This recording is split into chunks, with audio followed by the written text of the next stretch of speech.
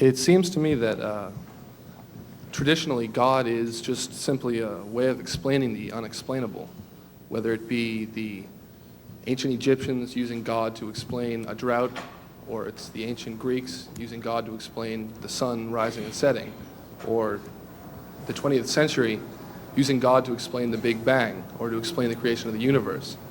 And I mean, ultimately, God is just a way of answering questions that we don't have the knowledge yet to answer. So isn't it slightly arrogant of us as humans in this day and age to assume that this time we've got it right?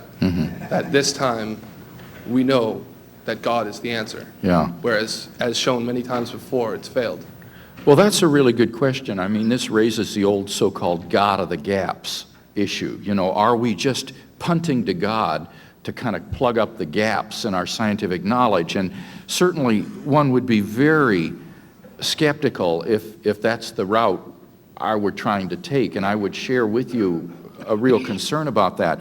But I want to emphasize that in the arguments that I've given, I gave two scientific arguments, the first and the second. Now, of course, the ethical argument wouldn't be affected by what you're saying, but the first two were scientific, and they were based not upon gaps in our scientific knowledge, but rather on what the best of scientific knowledge does tell us, so that it wasn't an appeal to God to plug a gap or to fill in ignorance, but rather it's saying that the best scientific evidence we have indicates that space and time are finite in the past, that the universe did begin to exist, that it did have this incredible complex fine-tuning of the initial conditions there, and that these are signposts that point beyond it to some greater reality as its explanation. And it just, I think, whether these arguments are worthy or not depends upon how convincing the evidence is that, in fact, the universe had a beginning and that it does have these complex initial conditions. And I think the evidence is quite good that it does. Let me try to get at this another way, too, though, that I think can be helpful, and that is these arguments can also be put in deductive forms so that they're not really appealing to God as an explanatory entity, but rather they're simply deductive arguments. For example, the first argument can be stated in the following way. Premise one, whatever begins to exist has a cause. Premise two, the universe began to exist. Therefore, three, the universe has a cause. And then you unpack what it is to be a cause of the universe in terms of timelessness, spacelessness, immateriality, and so forth.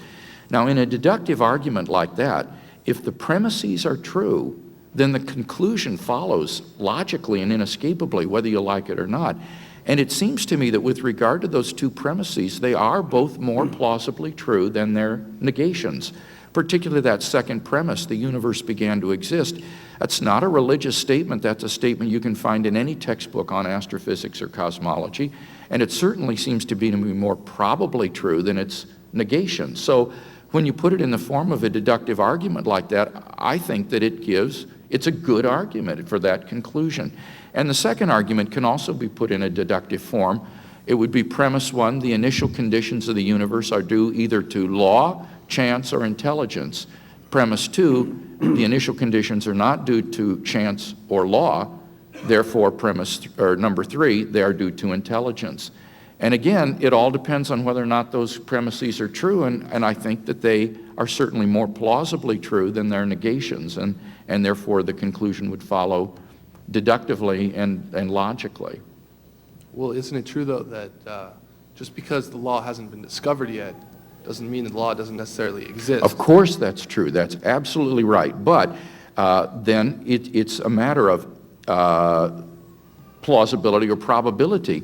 Are these truly initial conditions, or are these somehow intricately related in some way that we don't know? And the best scientific evidence is that these are not related, that these are truly contingent features, that there isn't any inherent connection, say, between the ratio of matter over antimatter and the expansion speed of the universe, or the entropy of the universe put in at the initial conditions. These initial conditions are not the result of some higher logical law, but seem to be genuinely contingent, non-law-like quantities that are just put in at the beginning as initial conditions.